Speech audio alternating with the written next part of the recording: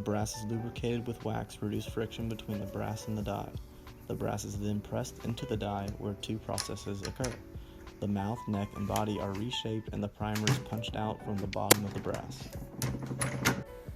Next, the primer pocket is cleaned for proper reseating of a new primer and for reliable ignition of the powder.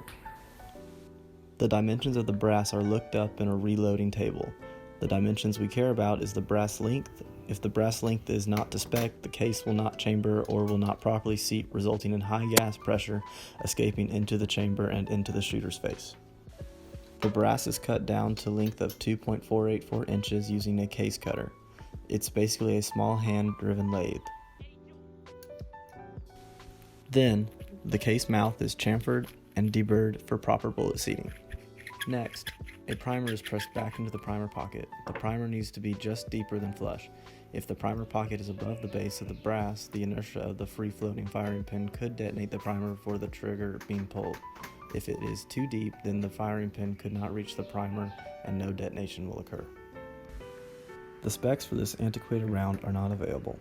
However, others have experimented and documented their findings.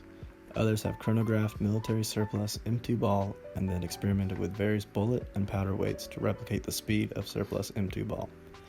Using this information from these experiments, 50 grains of the powder IMR 4065 should be used with a 147 grain bullet. The shell is first torn on the scale and then powder is dispensed into the shell. The shell with the powder is weighed. If the charge is not the target weight, then the powder dispenser is tuned until the target charge weight is achieved. Finally, the bullet can be inserted into the shell. It is done using a bullet seating die. The overall length of the complete round is 3.34 inches. The seating die is threaded out or in to achieve the desired length.